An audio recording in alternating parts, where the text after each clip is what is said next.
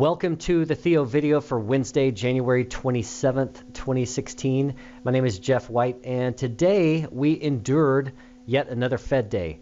And the FOMC completed a two-day meeting, and anytime that happens, anytime there's a Fed announcement on interest rates or an accompanying statement with that, anytime the Fed communicates with the outside world, for that matter, by any means, it's always got potential to be a market mover, and today was definitely no different. So intraday, you're looking here at the Nasdaq, and these are 5-minute bars, and so you can see that early in today's session, we had this little gap to the downside, and after that, all the fun really started. So for the Nasdaq, we saw even after the open today, this little sell-off was to the tune of more than 40 points here into kind of that early morning low. And from there, we actually saw this index turn all the way back up and move positive for the day. And that represented more than a 60-point advance here. And that was still long before the FOMC, which was kind of right back on this particular bar right here. So we had already seen a couple of sizable moves here for the Nasdaq. And it backed off kind of into the announcement, and then once that announcement came out, we got the knee-jerk pop and then sudden drop, and that represented a move into today's low off of the session high of more than 118 points. So we're talking about a significant decline here before a little bit of a lift here in the final half hour or so, 35 minutes maybe, to finish the day only down. And you can kind of even put that in air quotes at around 99 points on the day. So on the day, we were all over the map. It was, by that definition, a very volatile day. And when you think volatile, you think turbulent, right? I mean, ever been on a flight that was turbulent? Maybe you climb a little bit and then you fall, and kind of on it goes. And it tends to be a little bit nauseating. And you just kind of wonder, how much longer is it going to last? Well, it might last until you land. It might last a little bit less. And when it comes to the market, you get the same feeling, and it's a little bit nauseating sometimes when you're seeing these tremendous moves in both directions, even during the course of a single day's session.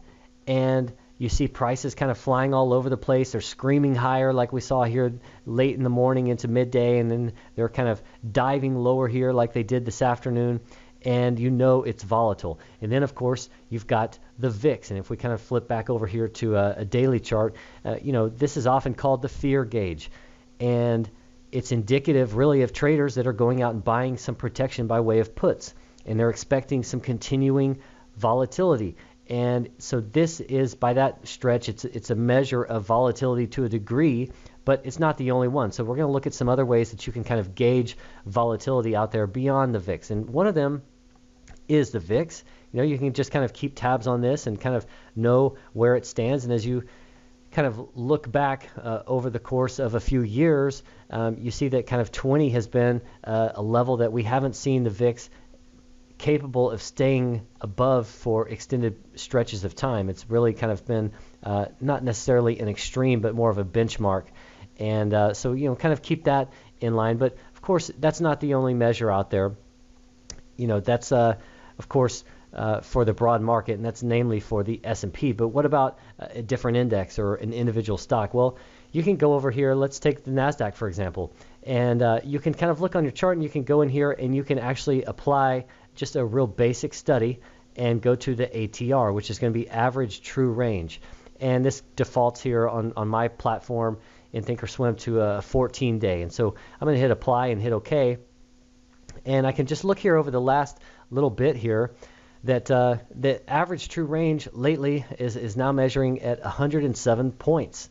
And that's a lot, especially when you kind of look back, not in the distant past, right around 2 months ago here, and it's essentially doubled since then, as it was in the low 50s, and now it's approaching 110. So that's a good way to kind of apply something to your chart and just have at a glance for any particular stock or the broad market. You can pull up any particular stock and see that there's going to be an ATR reading there, and you can kind of get a little bit better feel for how much more prices are moving now versus what they had been even just a few weeks ago. So that's another gauge. But you also could even go into the SPX and go over here to the options for the SPX. And you can look at these implied volatility values over here for any given expiration that's in the option chain.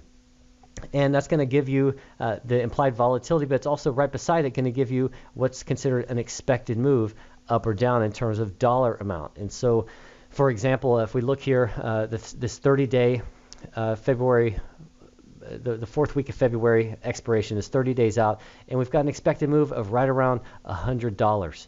So it's kind of right in here for the SPX. So up or down 100 points from where we currently stand. And, you know, at roughly 1882, 1883, you're talking about more than 5%. It's about 5.3% up or down. So it could definitely stay a little bit bumpy out there if volatility is going to prove accurate here in kind of in terms of this expected move here. So you can also go over here in the option chain down below it. You can pull up today's option statistics, and you can look at the current IV percentile, which is basically implied volatility measured against itself. And the closer this gets to 100, basically the higher volatility is for a given period of time. You could even go over here to your chart, and you can apply this type of indicator here in terms of IV rank, and even display it here on your chart where you kind of can see at a glance how high it is, and even looking here at how that has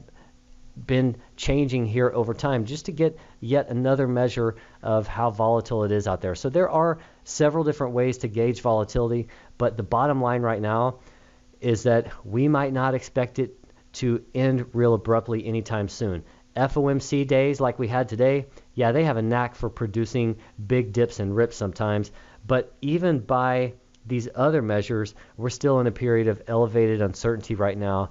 And it's still a pretty nervous market right now, especially coming off this correction here of the past 4 weeks. So even to today's close, after today's decline in the S&P of more than 1%, this index is still off about 9.5% off this high from just late December. So that kind of puts things in perspective and why this market is still a little bit nervous out there. So stay on your toes out there and join us here at TheoTrade on a daily basis to see how we're dealing with it. Thanks for stopping by TheoTrade. Have a great night.